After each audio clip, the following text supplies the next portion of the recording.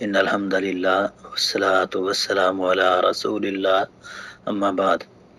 भाई का सवाल है कि सुबह जुराबें पहन ली हैं तो उसके बाद सारा दिन जुराबों पे मसा कर सकते हैं या नहीं।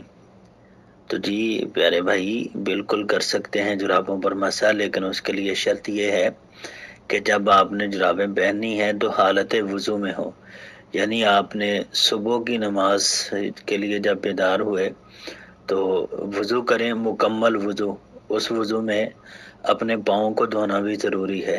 एक मरतबा पूरा वज़ू करके फिर जुराबें पहन लें, उसके बाद सारा दिन जो है, बाकी दिन आप मसा कर सकते हैं।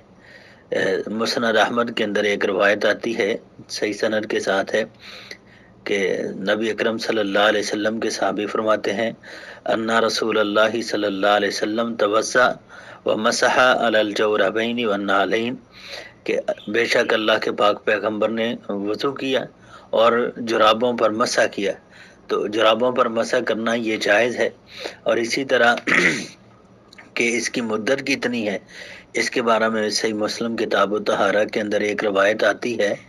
सैयदना अली उल मुर्तज़ा रज़ी अल्लाह ताला अन्हु इस हदीस के रावी हैं, फरमाते हैं कि जाला रसूलुल्लाह सल्लल्लाहु अलैहि वसल्लम सलासत अय्यामिन व लयालियहुन्ना लिल मुसाफिर व यौमन व लैलतन लिल मुकीम, कि अल्लाह के पाक पैगंबर ने ये जो मसहा की मुद्दत है, ये मुसाफिर आदमी के लिए 3 दिन और 3 रातें।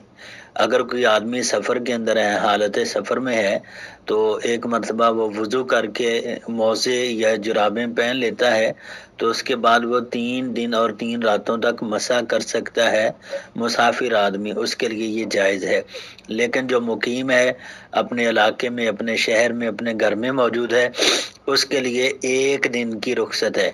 यानी वो एक मरतबा अगर वज़ू करके जुराबें पहन लेता है हालत वज़ू में, ये बात ज़रूरी है कि हालत वज़ू में जुराबें पहननी है।